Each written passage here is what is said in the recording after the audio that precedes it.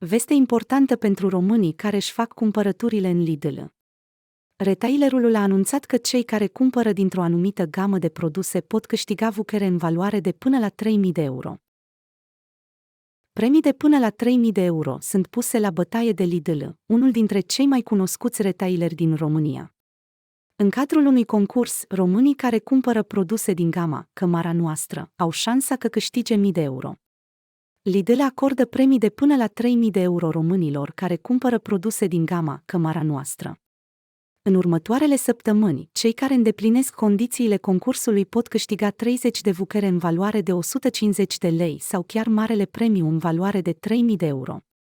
Pentru a fi eligibil, trebuie să faci cumpărături de minim 70 de lei și să înscrii în concurs codul de pe bonul de cumpărături. Concursul se desfășoară în perioada 19/9/2022-9/10/2022. Din dragoste pentru tot ce este autentic românesc, am bătut țara în lung și în lat și am căutat rețete originale după care să creăm cele mai bune produse românești. Am căutat apoi cei mai buni furnizori autohtoni care să le producă pentru noi, respectând cele mai înalte standarde de calitate. Le-am strâns pe toate în Cămara Noastră pentru ca tu să te bucuri de gustul autentic românesc, au transmis reprezentanții Lidl.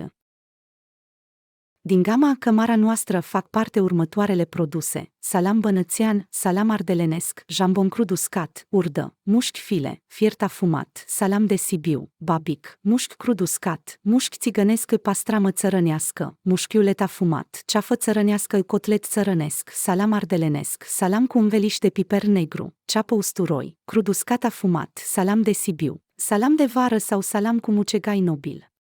Lista continuă cu produse precum caiser țărănesc, ciorbă de văcuță, ciorbă de afumătură, lapte de capră, dulceață de murei coacăze, dulceață de afine izmeură, cornulețe fragede, fursecuri cu stafide, saleuri, vișinată, afinată, ciorbă de burtă, sirop, socată fermentată naturală, cârnați de casă, cașcaval împletit și afumat, salată de icfre de crab cu ceapă, salată cu icre de știucătulcea, amestec ciorbă văzuță, cârnați trandafir, sirop de zmeură loafine, sirop muguri de pinimentă, lebăr, mușchi.